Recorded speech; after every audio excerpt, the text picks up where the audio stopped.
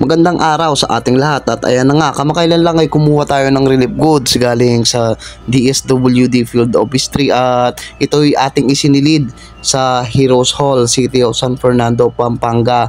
At sino-sino nga ba ang mga ilan-ilan sa mga mabibigyan nito? At bago natin itampok ang ating kwento ngayon ay atin munang sisilipin ang isa sa mga trabaho natin as a field worker.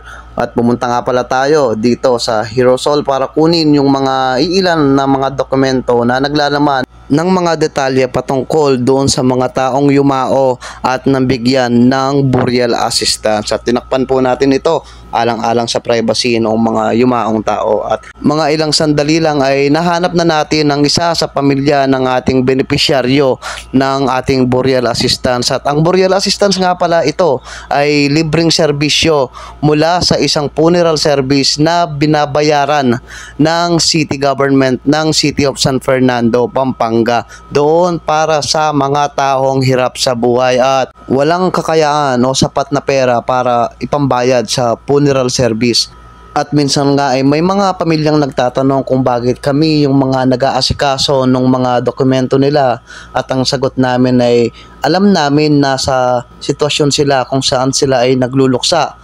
At yun na lang ang alam naming paraan upang makatulong sa kanila ang mag-asikaso ng mga dokumento nila para hindi na sila maabala pa. At yun ay isasubmit sa opisina natin upang mabilis na mabayaran yung may-ari ng punerarya. At maya-maya lang ay nagpaalam na nga ako sa kanila at kahit papano nakita ko yung tuwa sa kanilang mga muka na siya ring nagbibigay saya para sa akin bilang isang worker. At maya-maya pa ay bumalik na tayo sa Heroes Hall para matunghayan kung sino-sino nga ba yung mga nabigyan ng mga food packs at financial assistance na nanggaling dito sa ating syudad. At pagpasok ko nga ay ang dami nang nakapila, nakaabang doon sa labas. Maya-maya pa ay napag-alaman ko na ang mga benepisyaryo pala natin ay ang mga dakilang driver na naghahatid ng ating mga in-order na pagkain na minsan ay nakakaranas pa nga ng mga bogus buyer.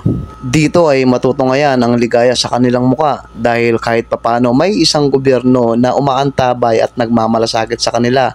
Ito nga pala ay libreng pa-concert or benefit concert para sa kanila at sila'y hinandugan ng sayaw ng ating mga katrabaho.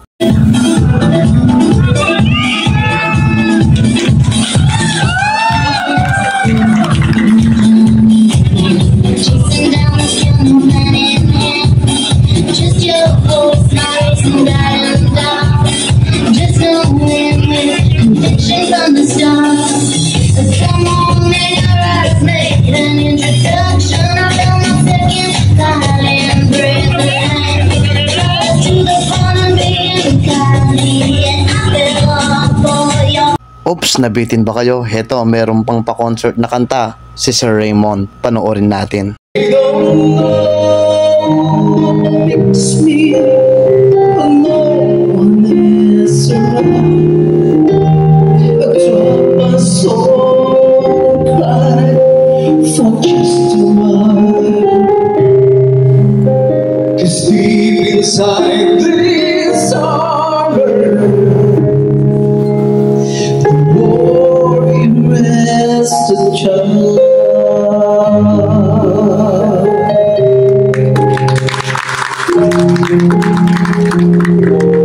Nabitin kayo, no? Ang ganda ng boses ni Sir.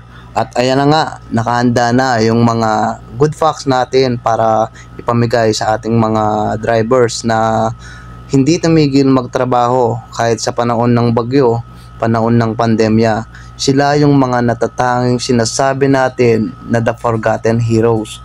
Umulan man o umaraw, panahon man ng bagyo, at panahon pa ng pandemya, lagi silang nandyan para maghatid ng ating mga pagkain na in-order. At sa araw na ito, tayo naman ang maghahatid ng pagkain at pinansyal para sa kanilang pamilya. At alam natin, kahit sa ganitong simpleng bagay ay malaking tulong at malaking bagay sa ikaliligaya ng kanilang mga pamilya. Kaya sa mga taong nagbobogos dyan na nag-o-order tapos iiwan din pala, pakiusap, wag po natin silang lokohin dahil sila ay lumalaban ng parehas at may pamilyang binubuhay. Kaya sana Sa mga mahilig manloko at nagiging bogus buyer, iwasan na po natin ang pangloloko lalo na sa mga driver na ito dahil sila'y nabubuhay para buhayin yung mga pamilya nila na nag-aantay gabi-gabi sa kanilang mga tahanan. Maraming salamat po sa panunood. They don't know that I come running home when I fall down. They don't know who picks me up when no one is around. I drop my sword and I look up for a smile, 'cause deep inside this armor, deep inside this armor,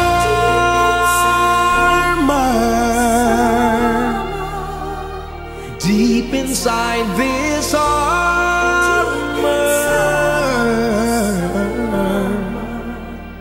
the warrior is a child.